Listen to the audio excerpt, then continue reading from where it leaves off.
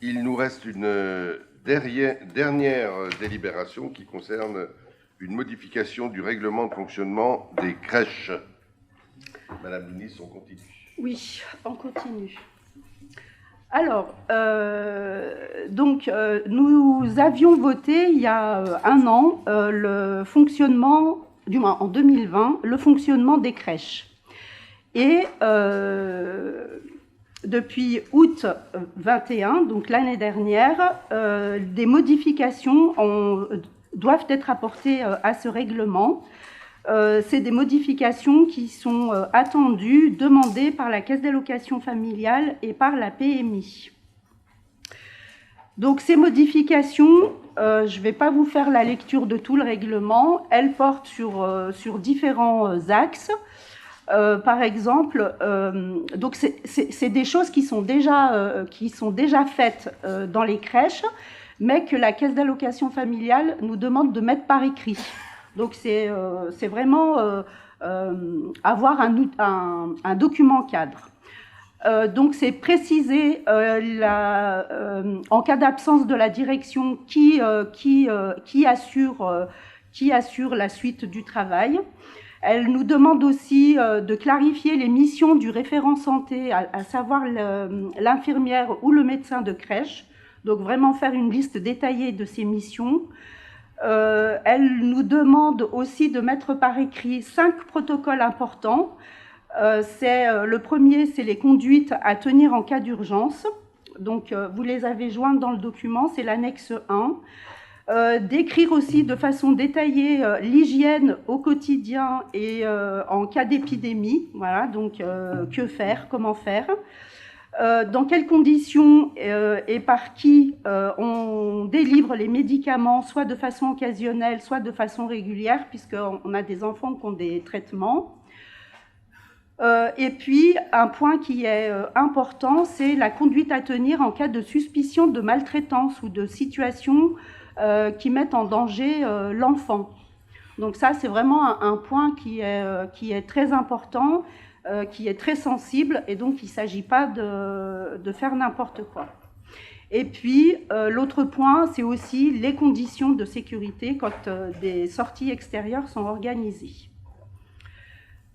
Point important aussi, c'est une précision sur les possibilités de fermer la structure sans préavis, donc dans des circonstances exceptionnelles qui présentent soit un danger pour les enfants, soit pour le personnel. Et puis, la CAF nous demande aussi de faire figurer sur le règlement de façon très claire le mode de calcul pour la participation des familles. Donc, pour les familles où il y a vraiment absence de ressources, la CAF a fixé un plancher à 712 € et le calcul est fait selon les tableaux que vous avez aussi joints dans le document. Et puis, pareil pour les familles qui refusent, elles, de nous transmettre des justificatifs de revenus et pour lesquelles on met un plafond à 7 500 €. Il nous est aussi demandé de préciser le mode de calcul pour les accueils d'urgence. Alors, les accueils d'urgence, en fait, c'est des accueils qui sont inférieurs à 2 mois. Donc, vous avez la formule dans le document. Voilà. Et enfin, la liste aussi des motifs qui peuvent amener la ville à interrompre un contrat. Donc, vous avez aussi la liste de ces motifs. Et donc, ce règlement, va rentrer en vigueur à partir de la semaine prochaine, du 10 juin. Donc, on vous demande de le valider.